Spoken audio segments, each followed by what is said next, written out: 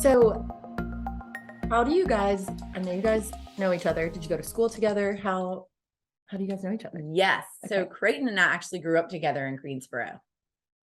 We did. I know. You know what I was thinking about the other day also, Creighton? Remember, we also went to the Green River Preserve. Remember that camp? We went to that camp together. Do you remember that? I do. I don't remember exactly where that was, but Yeah. I do remember the camp, and I had a blast there. Yeah, it was like a very vague memory, but I remember that there was a group of us from Greensboro and that you and I both went. Yeah. Wow. So you guys, schooled together, summer camp together. Now we get to copy I know, together. that's exactly right. That's How exactly right. I exciting. know. And so then Creighton and I were from Greensboro, and then both have now ended up living here and raising our families. And Creighton is married to a wonderful, beautiful woman named Brittany, and they have 3 gorgeous kids. And if you don't know Creighton, you've probably eaten Creighton's food before and you just didn't know it, because he's an incredible chef. Creighton used to own Pescara and Idle Hour. He has cooked at various different places, prepared food at various different places around Carteret County, but just a really great chef, which makes it, I think, Creighton such an interesting perspective on this whole oyster thing. So the reason that we have Creighton here this morning is because Creighton is starting a company that is called Native Oyster Company.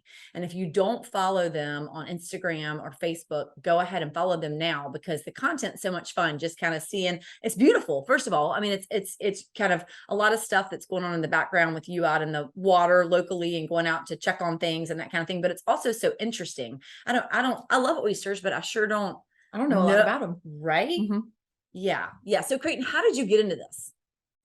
One of the last restaurants I was working at was Catch 109 downtown Moorhead. As most people know, it's an oyster bar down there. So me being the chef, I got to meet a lot of local oyster farmers and talking with them day to day when they'd bring in their oysters. I mean, 90% of them had these huge grins on their faces, just seemed like, they obviously loved what they did. And I was at a point in my career where I didn't really love what I was doing. So I just started talking with them and asking more and more about their day-to-day life. And, I went out on a couple of tours of some farms, and I just fell in love with it. And we're going to roll the dice and see if we can start our own. I think that's so cool. That is.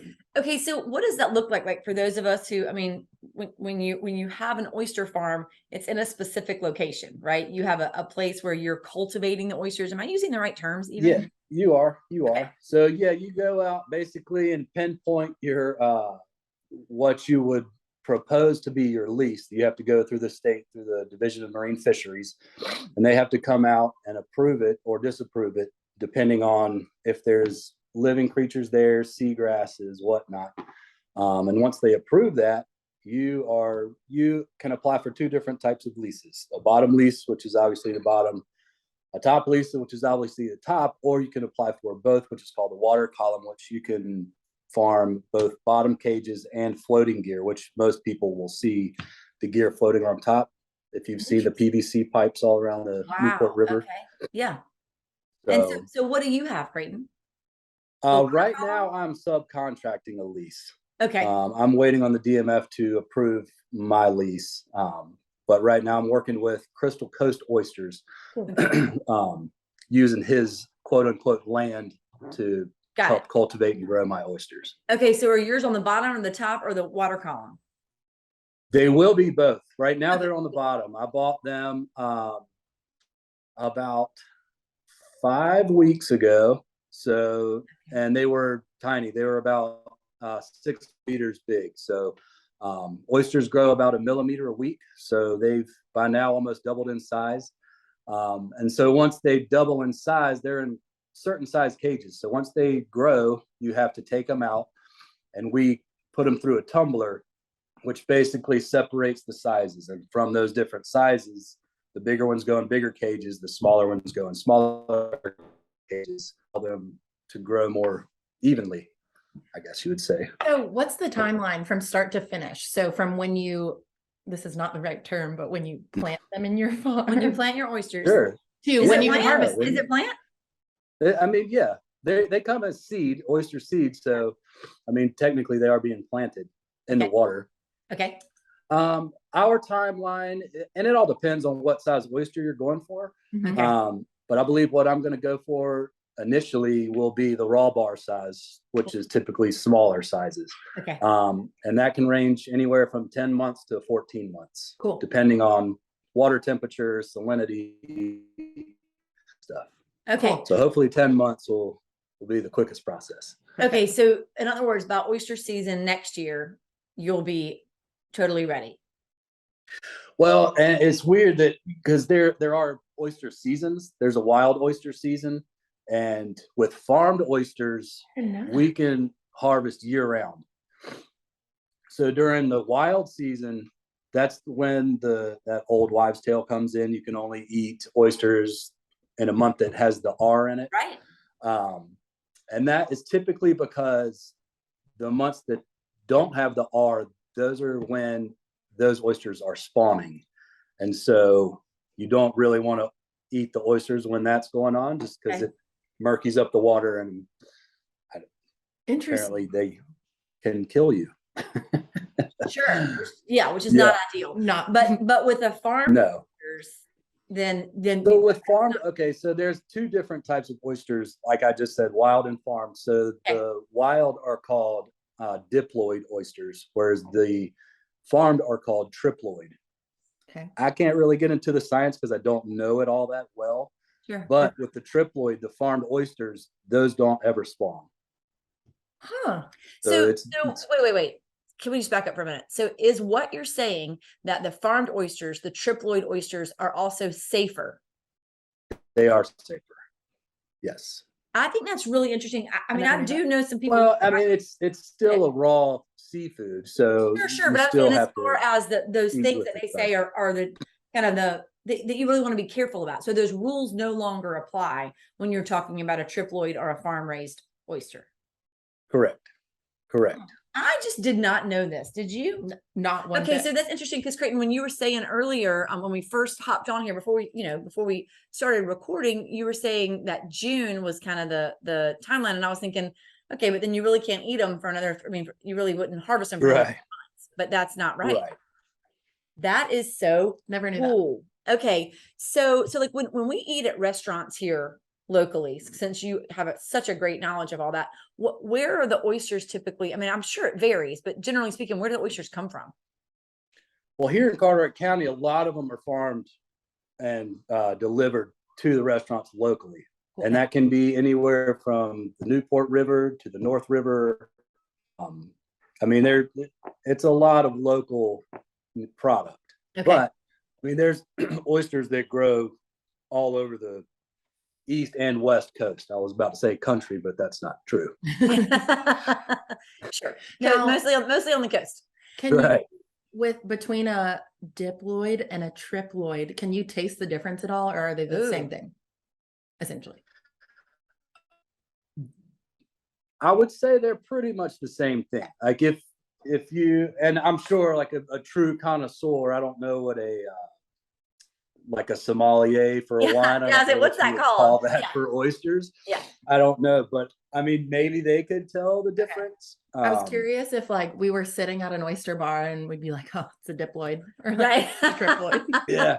But I don't think. Well, most oyster bars will tell you the different types of oysters, especially if you're doing raw style.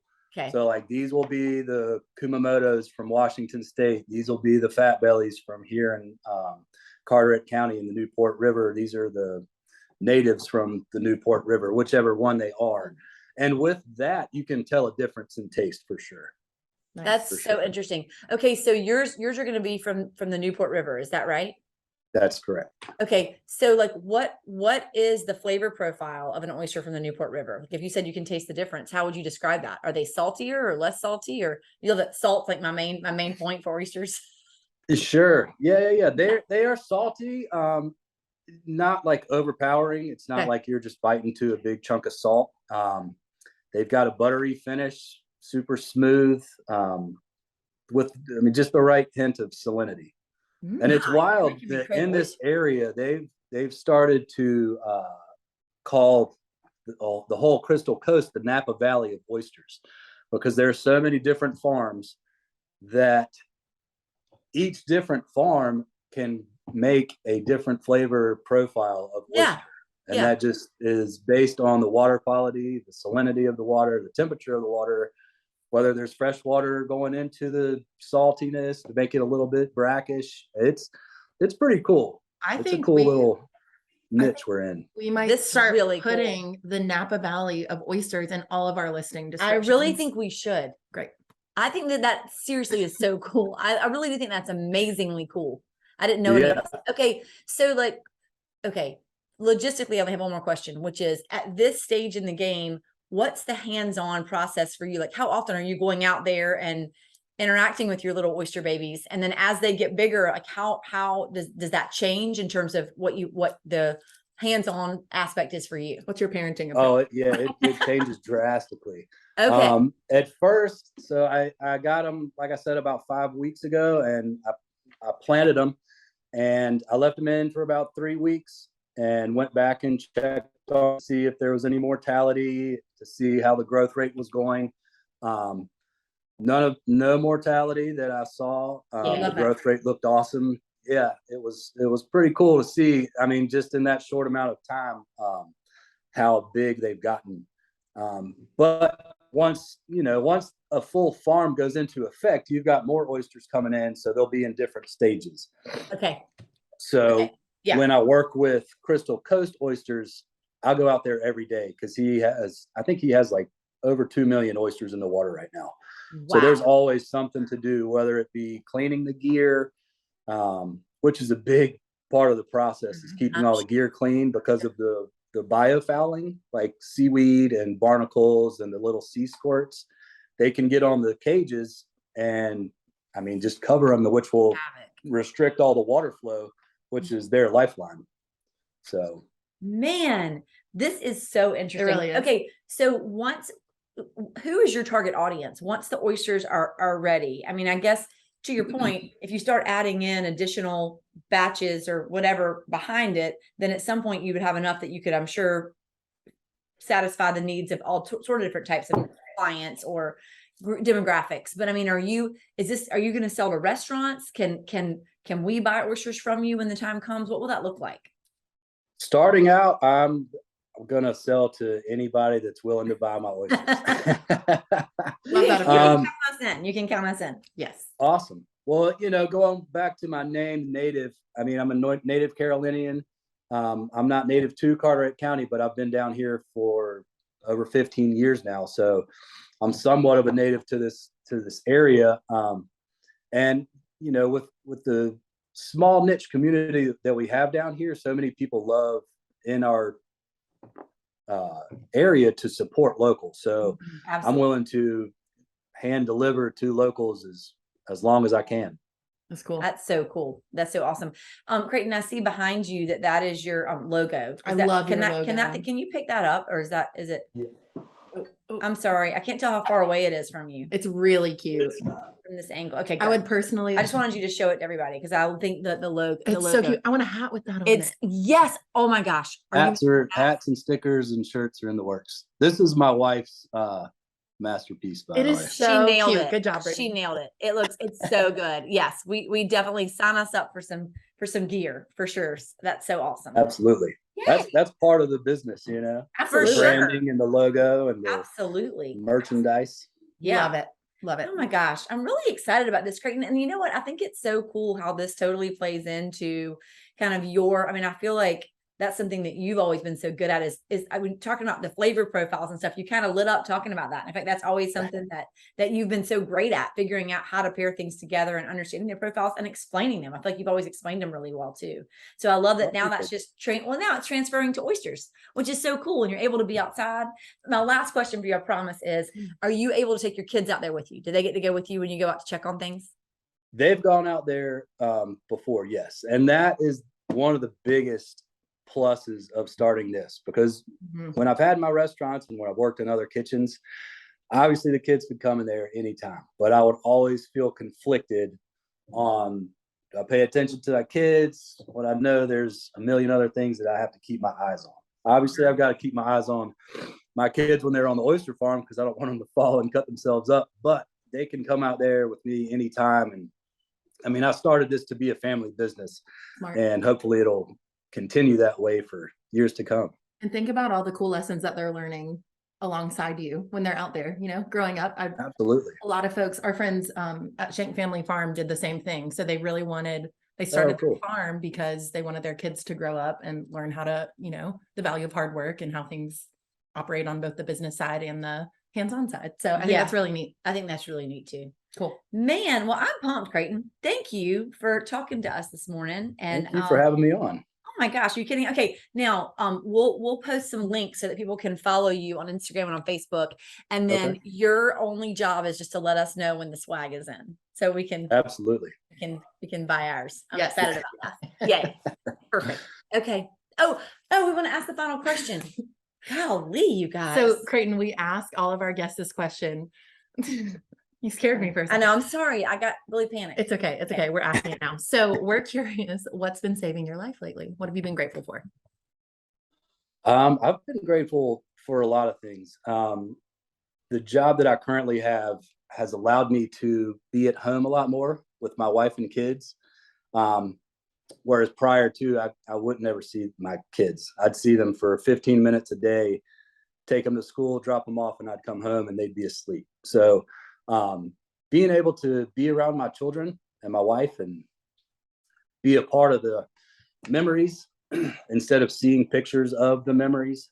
Wow. That's what's helping me right now. That's big. Man. It's huge. It's really a game changer. I mean, I've been doing the restaurant thing for 26 years, and I mean, my oldest will be 9 in a couple months. And I mean, the past 2 years I've been able to slow down and go to their baseball games or their basketball games or football games, and just watching them, little people, it's pretty awesome. That's so good. That's a good one, Creighton. You've been such a fun guest. I know. I've learned a lot. Diploid, triploid. I've got it. Diploid, triploid. Yeah. Another cool fact about oysters, each single oyster can filter up to 50 gallons of water a day. So imagine with more people, more farmers out there, we're helping the environment also, and it's such a small community with the oyster farmers, and there's no real competition. Like, everybody's willing to help each other out, and us helping each other out, it's helping the environment, it's helping the coastline, it's helping the waters. I mean, it's a cool little business. Right. That's so cool. Thank you. This was really good, Creighton. Thank you. Thank you. Have a wonderful weekend, and tell Brittany we said hello. I will. Thank you, ladies. All right. See you soon. God, that was really good. It really was. I feel like I should have taken notes. Maybe I'll rewatch this and take notes, because I feel very oyster educated. I really do too. I also feel like that I've been an idiot for a long time. I don't know. I feel like living here and not understanding that. I'm sure there are people watching who are shaking their heads. They're like, we knew all of this. Right. Like, right. Well, thank you for indulging us, because we learned a lot for sure. Very true. Very true. Okay, y'all, what's saving? I'm gonna go rogue with what's saving my life this week, which is a product that you and I were talking about, which is, I know if y'all listen to podcasts, it's all over the podcast, but I really think it's because it's great, which is the athletic greens. I know I fixed Meg one this morning. It's saved me. If y'all seen that, it's the athletic greens, and we get it on a recurring subscription, and you just put a scoop of it in water and shake it up.